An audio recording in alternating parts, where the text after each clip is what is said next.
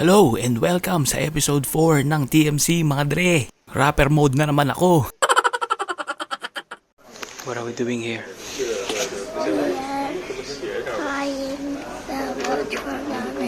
Ayun na nga, espesyal kasi yung araw na to mga dre dahil 7th wedding anniversary namin. Kaya naman meron tayong konting sorpresa mga dre, so nandito kami dalawa ni Api-Api ngayon sa PB Tech para umiskor ng relo na ireregalo natin kay Mrs. Dahil matagal niya na akong tinatanong tungkol sa relo na to. Sinasabi niya sa akin na reviewin ko daw at checkin ko online kung worth it ba na bilhin niya. Pero knowing my Mrs, hindi niya bibilin to dahil sobrang tipid niya. Yeah, samahan mo daw yung anak mo may kukunin sa kotse. Anong hanap mo, Pia?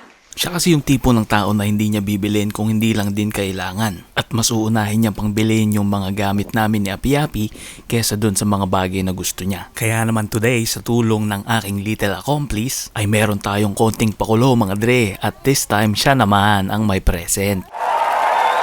Papa mo mayaman. Ang masasabi mo? Happy anniversary. Thank you so much. Ayun na nga mga dre, success. Natuwa naman siya kahit medyo nahirapan silang dalawa ni Api-Api hanapin yung relo sa loob ng sasakyan. Ang tagal pa naming pinlano ni Pia, yung pala hindi kami nagkaintindihan. So ayun na nga mga dre, konting unboxing. Tanghali na pero nakapadyama pa silang dalawa. Winter kasi mga dre at masarap matulog kaya lagi naman kaming late nagigising. Pero kasabay ng pag-alis namin kanina ni Api-Api, dumaan na rin kami doon sa Asian store para mamalengke at bumili ng ulam para sa tanghalian namin ngayong araw na to. Nakalimutan ko lang videohan dahil masyado akong aligaga at nagmamadali kami kanina dahil nga para dito sa sorpresa namin ni Api-Api kay mama niya. So ayun nga mga dre, pagkatapos ng unboxing, back to work na ulit si Mrs. Ganito ang kanyang routine tuwing weekends. Maglalaba muna siya ng damit naming tatlo habang ako naman yung nagluluto para sa tanghalian namin mamaya. So ayan, kung makikita nyo, naglalagay na siya ng sabon. Medyo madami siya maglagay ng sabon kasi gustong gusto niya yung bulang-bula. Natutuwa siya pag nakikita niyang mabulang-mabula. At syempre, huwag kalimutan ang downy. Dahil sa ganitong panahon, bihira lang lumabas yung araw. Lalabas ng konti pero mamaya uulan na rin. So hindi maganda yung tuyo ng damit pagka hindi dinryer. So kung makikita nyo mga dre, halos parehas lang din kahit nung nasa Pilipinas kami, pati sa loob ng bahay nagsasampay pa rin kami. Dahil kung hindi naman kami nagmamadali para matuyo yung damit, hindi na namin dinadryer at saka isa pa gastos yun at saka magko-consume pa ng gasolina ng sasakyan. So ayun nga mga dre, tapos na siyang magtupi ng mga sinampay niya kagabi, kaya eto na, umakyat siya at eto ang inyong lingkod na nagluluto. Anong ulam? Sunog na dahil. So ayun nga yung binili namin sa palengke kanina mga dre.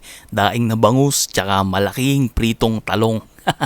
At ito nga si Api-Api, habang busy akong magluto at maglaban naman yung nanay niya, ay gumawa naman siya ng card para sa aming dalawa para sa anniversary namin. At syempre dahil nga Asian store yung pinuntahan namin, syempre hindi mawawala yung mga pagkaing Pinoy mga dre.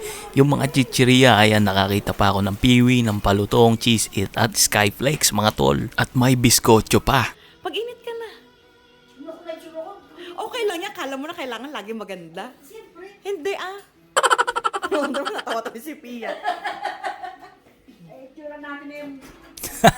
Siya nga pala mga tol, pinakikilala ko sa inyo ang nanay ni Mrs., ang aking biyanan, ang lola ni Pia, si Lola LB.